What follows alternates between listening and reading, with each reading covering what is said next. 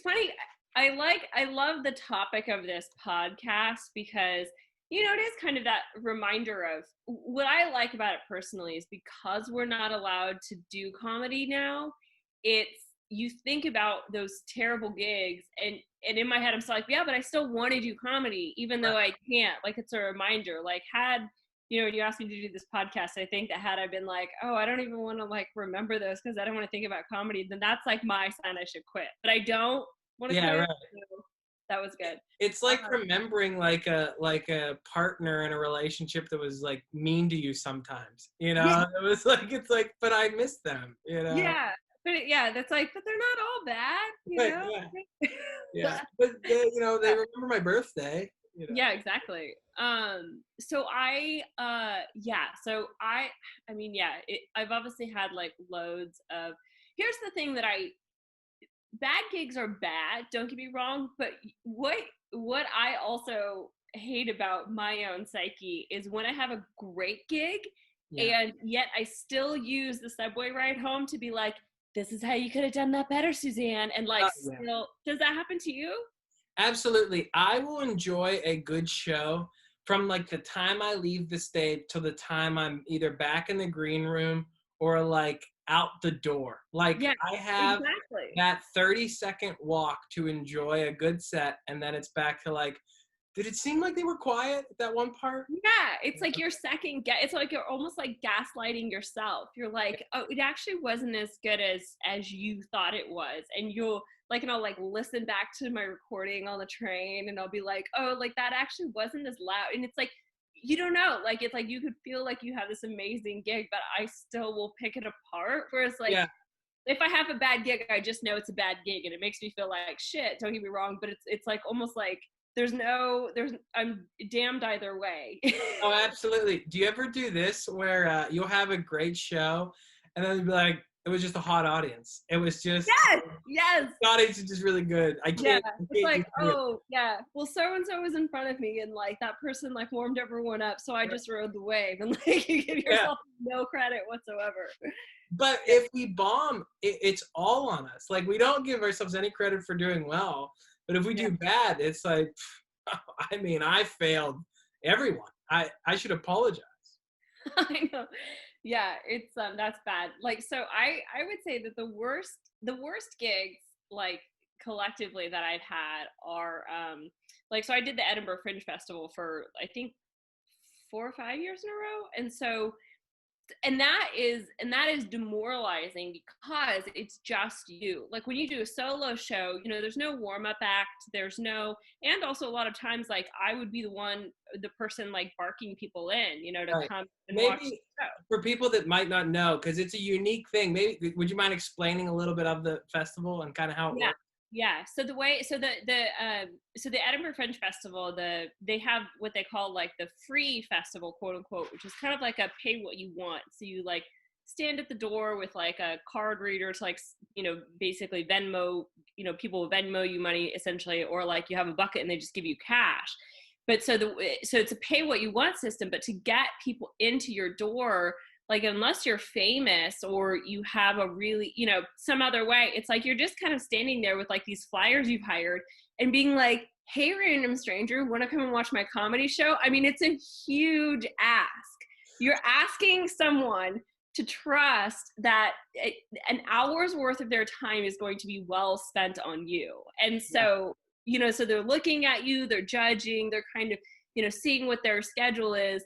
So when they make that commitment to come and see you, like especially if you just like kind of like got some people off the street, when they like commit to come and seeing your show and then you just bomb your dick off, it is, and then standing there with your bucket at the door as they walk by is the most demoralizing thing ever. Like I would 100% rather be caught like having sex with my teenage boyfriend in high school.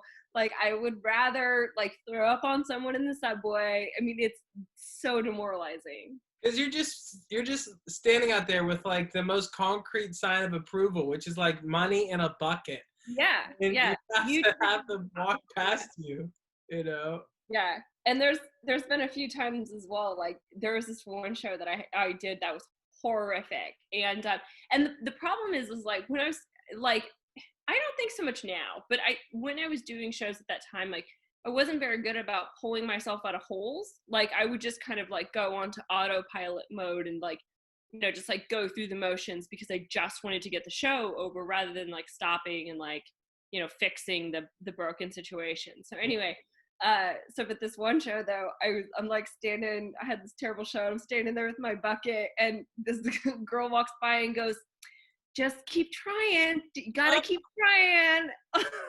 God.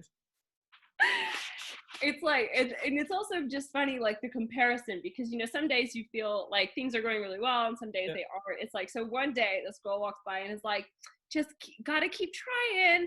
And then the next day I have an amazing show and this guy is like, you're an amazing storyteller. I'm like, let me tell you the story about the girl from yesterday. Do you know her?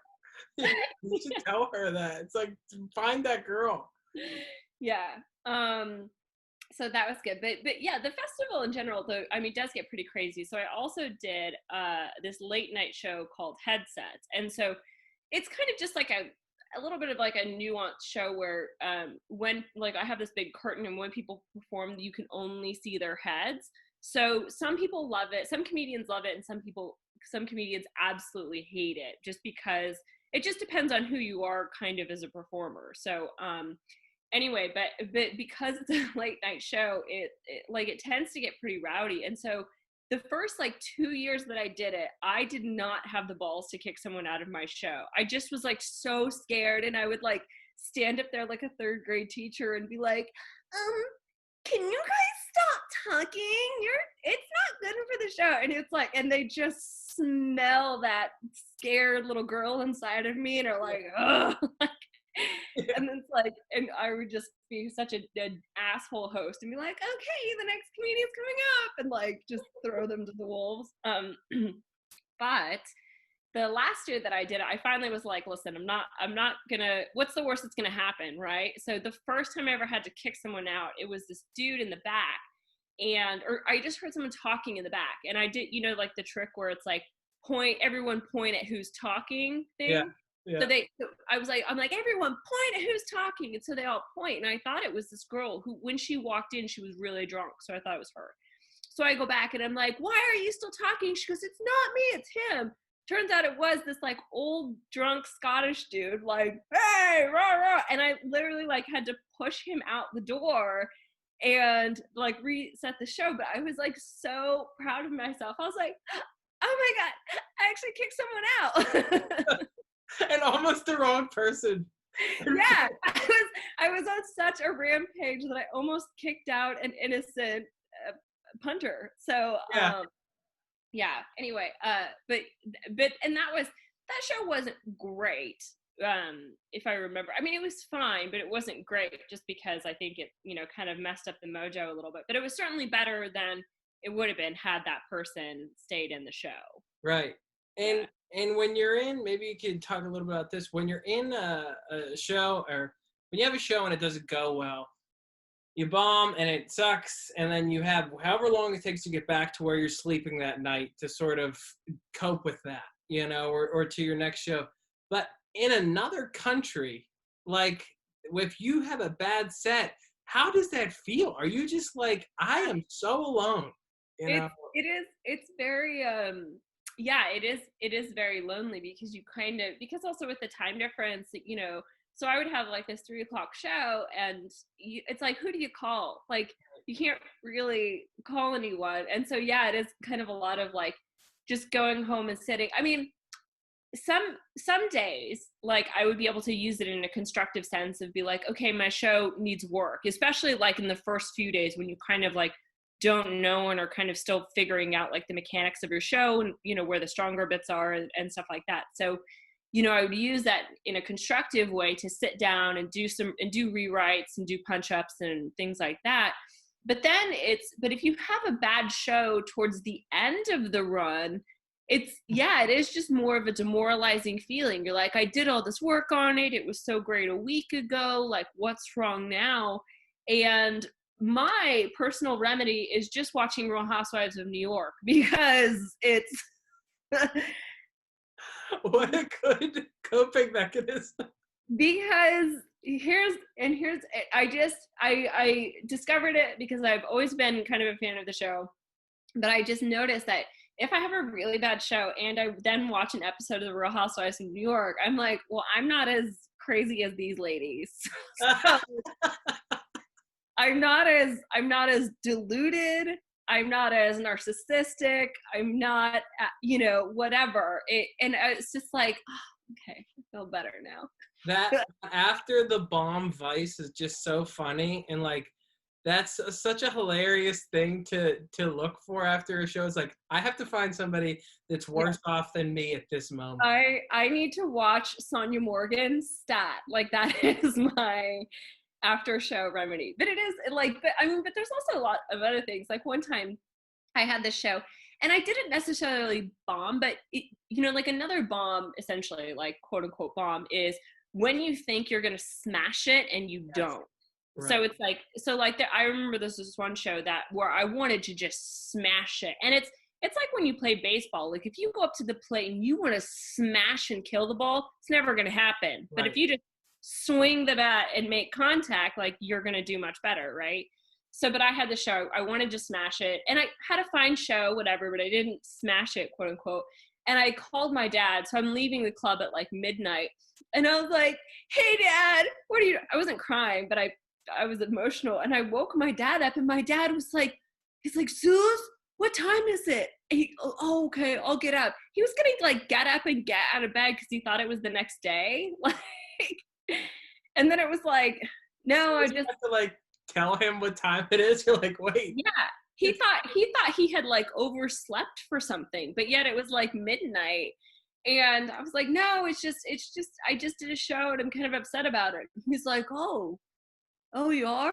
Oh, I'm not late. Like, it's like completely oblivious to my feelings. He was just concerned that he like, thank God I'm not late for work. Yeah. So it's so funny trying to explain, like, especially like that, where even if it's not, like you said, a bomb, it's not what you wanted. And trying to explain that to somebody that doesn't do comedy is like trying to speak another language to someone if they don't know it. It's like, how was the show? It was like, it wasn't great. They were like, well, how did you do? It's like, fine, but it wasn't great. And you're like, well, what's the problem? It's like, you want so much more out of it, Yeah, like that understanding. But it is funny that you say that, because like that question of like, how did everyone else do is a reasonable question. It's right. Because, oh, well, did everyone else do well and you did poorly, or did everyone else do poorly? Like, that makes sense. But in my head, I'm like, it doesn't matter how other people did. It matters how I did. Right, yeah. And it sucks too, and you're like watching people like either kill and you're like, all right, I have to keep pace, or they're not doing well and you're like, well, I'm about to change the tide. They're gonna think I invented comedy when I'm done. And then you also can't get them, and you're like, do I not know anything about comedy? Is that like, has my life been a lie this whole time?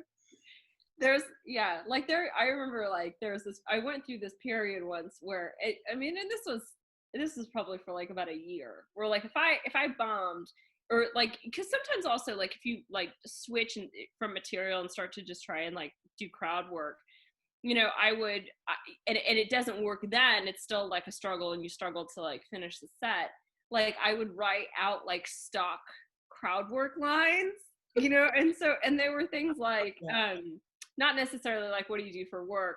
I'm sure I wrote that down, but one of them was, have you ever been arrested before? It was like high stakes crowd work lines, which are a horrible idea, because they're either going to work amazingly or bomb even harder than like your own material. Because if you're kind of like pandering to like a yuppie audience and you like, hey, have you guys ever been arrested? They're going to be like, no. Yeah.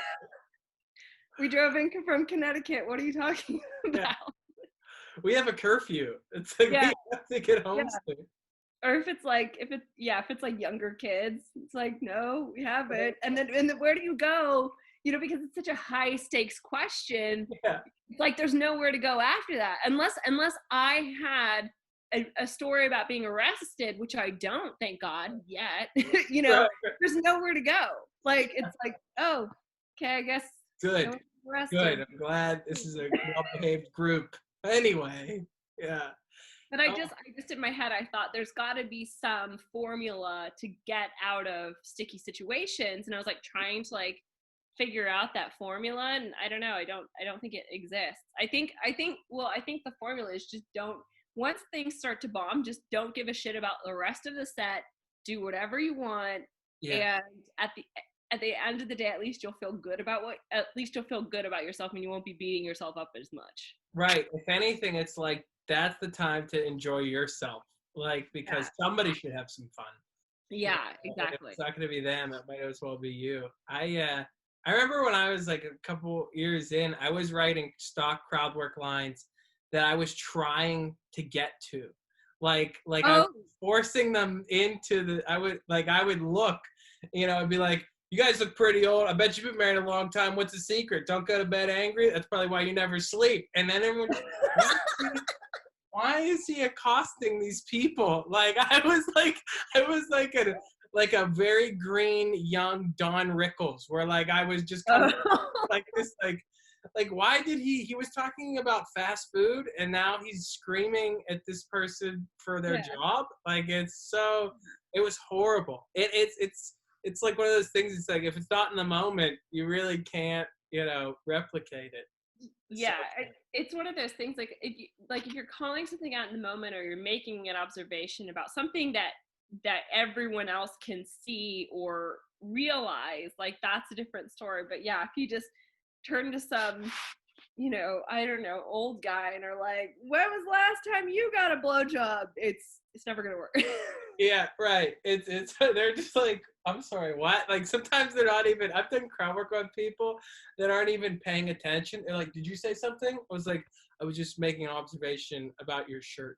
Yeah, no, you actually brought, like, so this is another, this is a Mike story, but so um this was probably a couple years ago that this happened. So I was doing a show at QED in Astoria, which so I was doing a show at QED in Astoria, and I can't even remember the joke.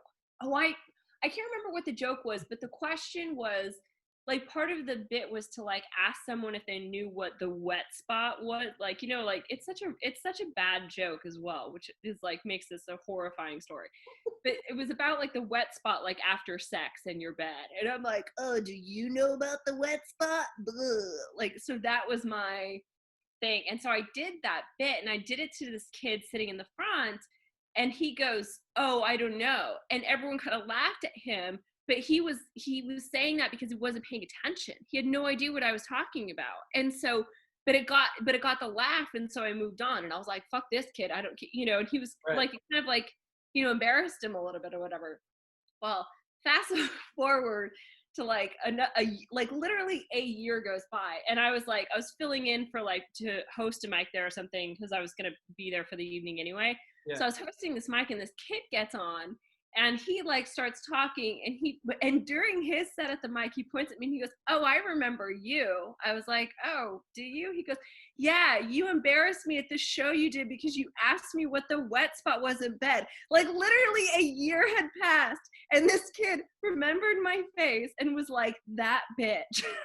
It was really that might have been the reason he got into comedy. He was I know, like, he's like, yeah, he probably got into comedy because he's like, clearly it's not that hard if this hoe's doing it. it was like, I'm gonna do this out of revenge. Like one day Yeah, I'm gonna see her and it's gonna yeah, be this epic moment of like, do you remember me? yeah.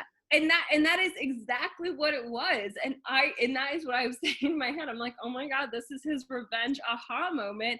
And I was just like, yeah, that was shitty of me. Like, I didn't even try to fight him or like Right. rise to the level or anything. I was kind of like, well, and also it was weird because he was like trying to like do his set or whatever at this open mic, which it's like, yeah. Anyway, it was so awkward. And then like I just anyway it I felt it made, not only did it kind of like kill the mood in the room, but I wanted to stand up and like turn around to everyone else and explain the whole story and Right. also use it as an opportunity to give my apology to this person, not only for being a bitch, but just for being a bad comedian. Like, just, it was a bad joke. Like, if it was like one that I'm like, yeah, but it's really funny. No, it is one that like I never should have stood by in the first place. Oh God, that is so brutal. Like the the jokes that you think are tellable, you know, in a year's time, that Yeah. like just in 1 year, you're like, what was I thinking? You know, what is, I remember the first time I hosted ever, I did like jokes about like like how I look. I think I opened with like how I look naked or something in a mirror, like this horrible, like this very gross visual, like, and it's like self-deprecating, and people were like clinking forks and knives, like ordering dinner, and then there's just like this hairy toddler, like being like, yeah, I look like melted ice cream, something stupid, you know, and someone had to pull me aside and be like, should start by saying hello, you know, and don't do that. Certainly don't do that.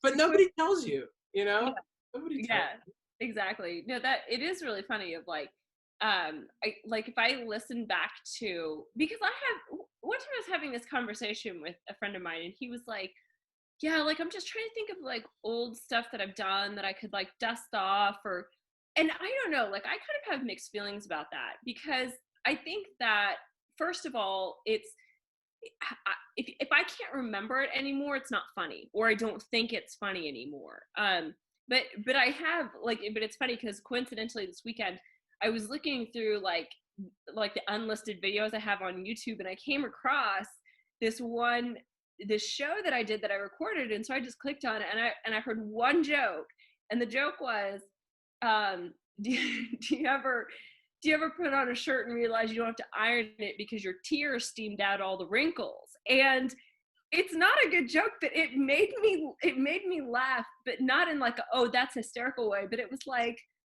in a, look how cute that third grader is kind of what, you Yeah. know, like I can see that you're trying to grow, you know. I wrote that in a notebook that you bought specifically for comedy, you know, Yeah. like it wasn't just Yeah. a quick jot down. It was, yeah. And at one point yeah, and I'm sure like, yeah, at one point I had labeled that my gold, like. Yeah, right, yeah, A material. You're like, all right, it's time to bring out the big guns. So the shirt thing, yeah. Yeah, it's it was definitely, yeah, like one of those but I mean, it was good to like, because I think that the cringing of listening to old stuff or like rereading old stuff is less. Like, I mean, obviously, like, you know, within the last couple of years, I'm not like as, oh my god. Whereas like like my first year doing comedy, man, I remember it's just like, it was awful.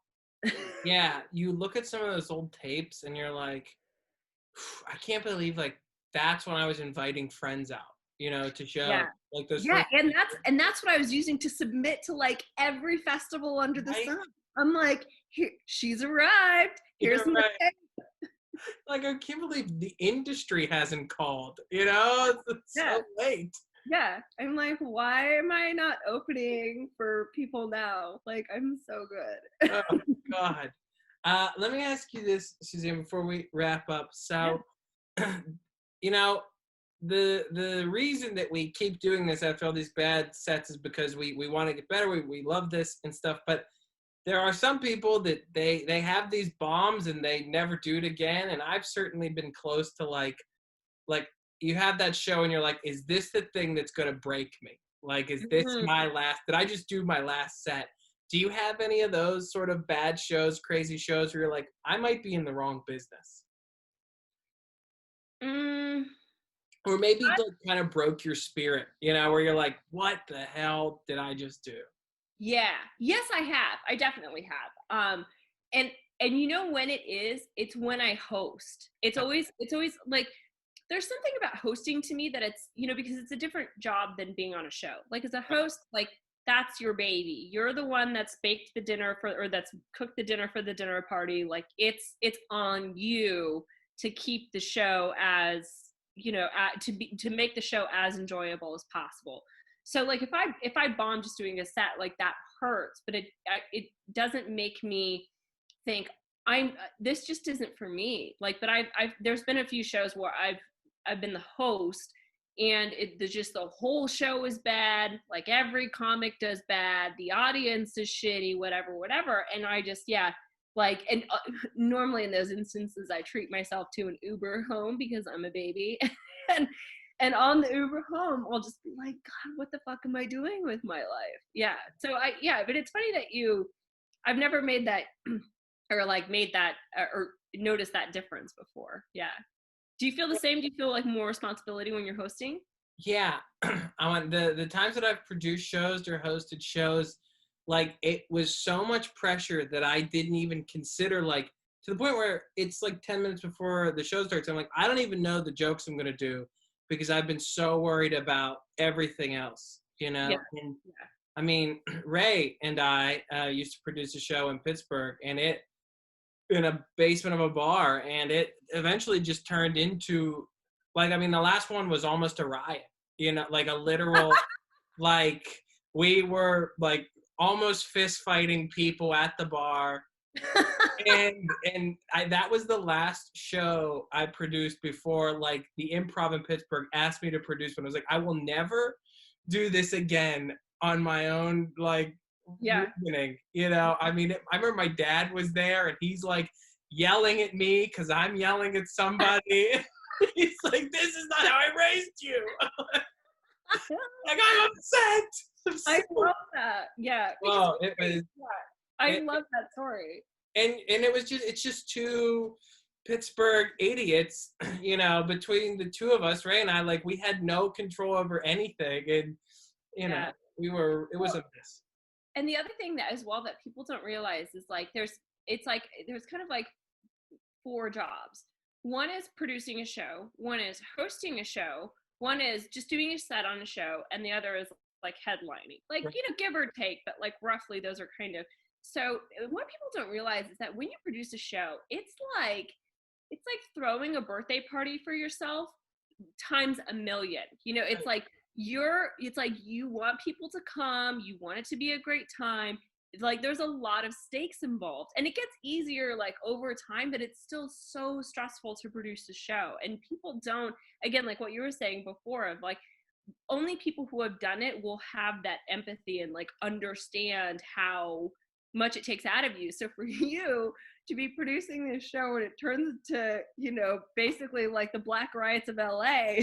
I mean, except like instead of like cops, it was like me and Ray versus literally a table full of like drunk soccer moms, and then the staff. Oh, that's so bad! Oh my God! One of There's the nothing cooks, worse than like soccer moms being like, "This is my one night out a month, and you better entertain me." It was horrible. And then one of the cooks from upstairs came down and got drunk at the bar in the back and was yelling, and like we were like almost fist fighting. It was the worst. I mean, that was like the night where I was like, okay, so comedy is not gonna be it, you know, forever, and I have to get out of this business. Yeah.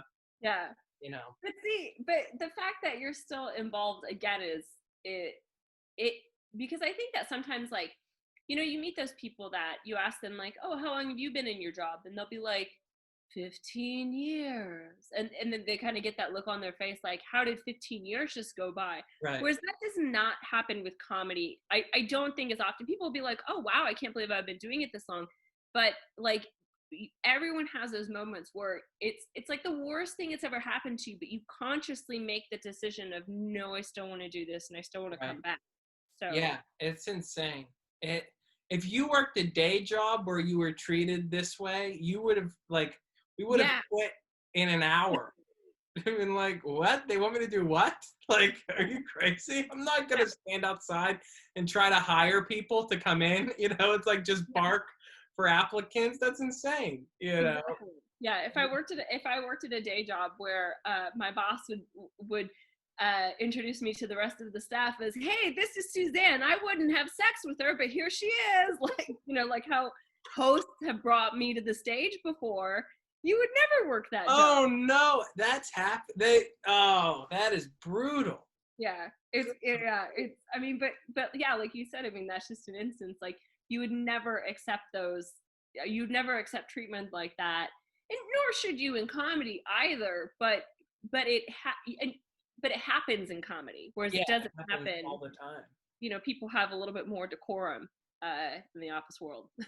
Yeah, that's really what the comedy industry needs, is a little bit more decorum, a little bit more etiquette, a little bit more professional etiquette.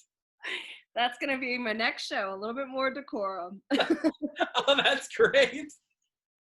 Everybody has to wear office attire. It's like business casual is the dress code. Yeah, and we're going to be respectful of people's work-life balance, and yeah. Right. Yeah, if they say no, no means no. You know, you can't keep hassling them. You know. And no one's going to be physically strained. We're gonna get consent on everything. We're gonna have a brainstorming buy-in session. Like, yeah. Yeah, after everyone's set, you're just like polling the audience. Like, do you think that was effective? How did you feel that was?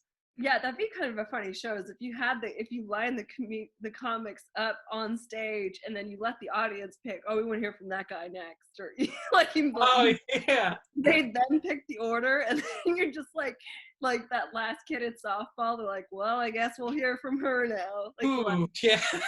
Yeah. All right. Well, you're gonna love these. Have you ever done like the comedy contest where they do the applause, laughter, the applause meter by hand? It's the most sad. Just it's so hard to be up on that stage, and when they're like, "All right, what do you think about this person?" and there's no clapping, like, okay. That happened to me once, and for one time my brother was in the audience, and so my brother of course is like, whoa, and like everyone else is just kind of quiet. Oh, that is but I mean, bless him, like he was definitely like cheering as loud as he could, and it was a huge audience too, and it was like it was just so stereotypical. It's like, yeah, of course it's only her brother really cheering for her, like the other guy's clearly better or whatever. The worst is like in those, especially those days when you're like stuck doing bringer shows, and you know you're watching people go up, and you're like, what are they even doing here? And then like they're murdering, and it's like, you know, when you get in a car with your best friend, and your best friend's like, what? And everyone's like, we know that's your best friend. We love them. Oh, it's horrible. Yeah. See, I'm very fortunate in the sense that I've probably only done like 3 or 4 bringer shows my whole like career, and just because like I've never done one in New York, just because I got to the point where I was like, I cannot do this. First of all, I don't have that many friends. Second of all, just like, you know, destroys you. But I am grateful because the friends that I brought to those bringer shows weren't that supportive. Like they were supportive in coming, but they weren't like rowdy, like, whoa, you know. And it just kind of makes you a better comic. You're like, listen, if my friends aren't laughing at this, like, yeah. Yeah, it really does teach you, 1, to get better, and 2, to not invite your friends to a lot of things. It's like, exactly. I mean, I remember when I started, I was inviting friends to open mics, which, big mistake. Big mistake. Hey, do you want to come watch me at this open mic? But that's really sweet though, in like the sense of like your friends probably express them interest. I don't know. I think that's really. They were sweet. like, we want to see you do comedy. It was like, I do comedy every night at open mics. You know, like that's great. Dropped, yeah. And then it's like, all right, we'll get there at 9. I'll probably go on about 1 in the morning. So as long as no one has any plans, you know, just hang out. So yeah. Big no. That's great. I think that's a very sweet story. Suzanne, let me ask you this last question before we wrap up. This is a very stereotypical question, but like knowing now what you know, like I feel you probably feel like the bombs, the bad shows, the crazy shows, they may not hurt as much anymore, you know? What do you think is your reason for that, or that answer? Like what has kept you sort of coming back to it and sort of made you handle those kind of shows better? So it's so a few years ago, there's this comic in the UK. His name's Stephen Carlin. Great comic. So he came to visit, and he's a friend of mine. And so when he was visiting, we were having a drink and we were just chatting and stuff. And I asked him something along those lines of like, how do you get yourself out of tough spots, or how do you like prevent yourself from bombing? And he goes, and he's like, it's not that I don't make mistakes anymore, but I'm just a lot better at covering them up. And there's something about that phrase that has stuck with me. I don't think I make less mistakes, but I'm just better about covering them up. And so I think like the same with bombs. It's like you kind of, once you've hosted a lot and you've done a lot of shows, it's like you bomb, but you don't necessarily bomb to the level of like, when you first, you are a little bit callous. Yeah. If you bomb that hard, it's because you're purposely trying to do that. And don't get me wrong, sometimes it happens where you're just like, fuck this audience, I'm gonna say everything that's gonna make you go dead silent, right? But yeah, I think it's also, and again, like that, so it's that you're better at covering up your mistakes, but also, again, like looking at it as an opportunity to reassess, like, is this really what I want to do with my life? Kind of makes it a little bit more palatable, I think. Yeah, I think that's great. I think that's a great way to put that and to think about that. Suzanne, thank you for doing this. Thank you so much for having me. This was super fun. I'm glad you enjoyed it. Please tell people where they can find you, where they can hear you, where they can see you. So my name is Suzanne Lea Shepherd. So Suzanne Lea Shep on Instagram and Facebook. And also, I do another podcast with a comic, Jake Bever, who's great, called the Love Gurus podcast. So if anyone wants to check that out, we definitely need to get you involved in that. So yeah, definitely check out the Love Gurus podcast. Awesome. Thank you so much again for doing this. All right. Well, take care and see you soon, hopefully. All right. Talk to you later. Thanks, Suzanne. Okay. All right. Bye.